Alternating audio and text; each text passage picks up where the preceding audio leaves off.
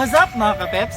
Sultan Kudarateños na imbag na bigat kada kayo amin nga awan tilabas. And welcome to my vlog.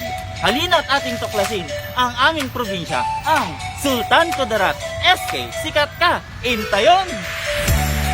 Ang Sultan Kudarat ay matatagpuan sa southern western section ng Central Mindanao.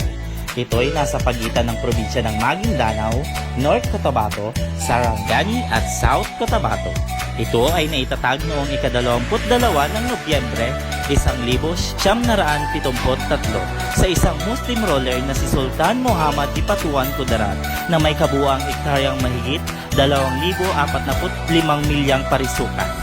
Ang kabisera ng probinsya ay ang Isulan, na kung saan pinatayo ang isa sa pinagmamalaki naming taga-Sultan Kudarat sa buong Pilipinas at sa buong mundo, ang provincial capital.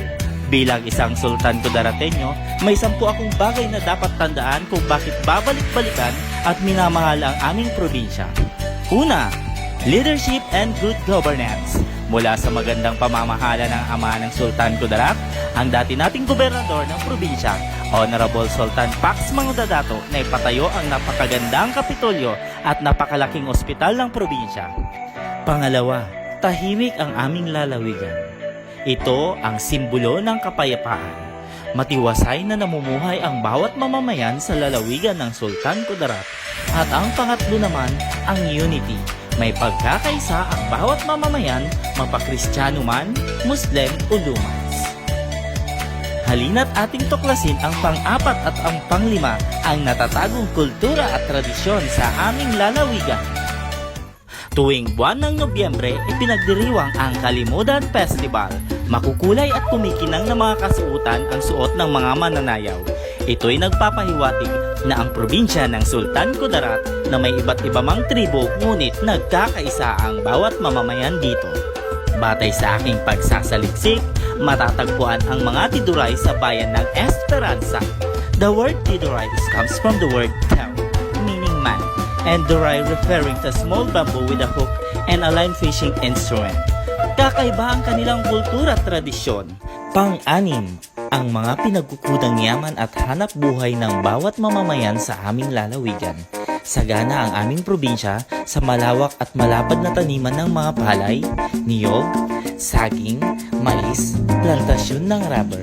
Maliban dito, sa Sultan Kudarat din mahanap ang malawak na taniman ng kape, ang napakasarap at pang-world class na kape.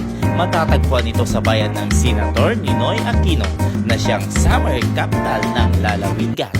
Ikapito, isa sa pinagmamalaking pagkain panghimagas dito sa Sultan Kudarat, ang the best halo-halo na walang katulad, walang kaparis sa bayan ng Esperanza. Tuwing unang linggo ng Abril, dahil sa tag-init, ginaganap ang Halo-Halo Festival. Binubuo ng iba't ibang sangkap. May maliit na bowl, murang-mura at kayang-kaya sa bulsa. Sa halagang 40 pesos mo, mabibili at mabubusog ka na sa sarap ng halo-halo.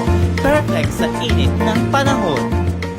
Dadako na tayo sa pang-8, ang edukasyon. Ito ang natatanging may pamamana ng mga magulang.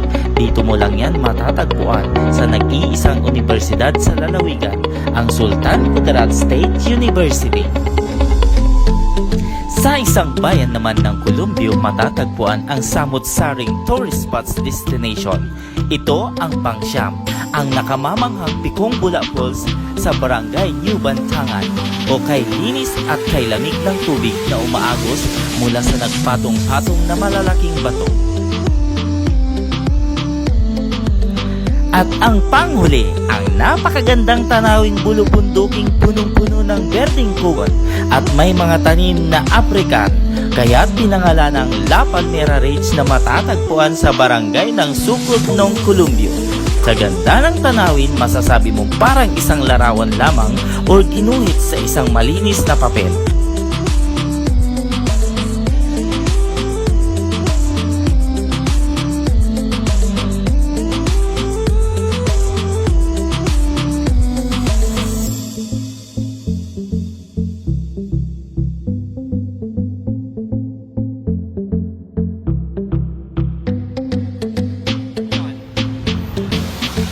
Mula sa mabubuting pamamahala ng aming leader dito sa Sultan Kudarat, may unity, peace, kultura at tradisyon.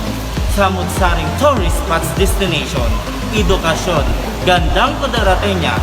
Ako'y bumabati ng maligayang pagdaraos ng Kalimudan Festival 2020. Ito ang inyong abang lingkod mula sa Barangay Lagilayan, Bayan ng Isulan, Ginoong Jeffrey S. Vinegas, SK, Tayo ang Turismo, I Love Sultan Kudarat, Vlog Competition 2020. SK, sikat ka! God bless everyone!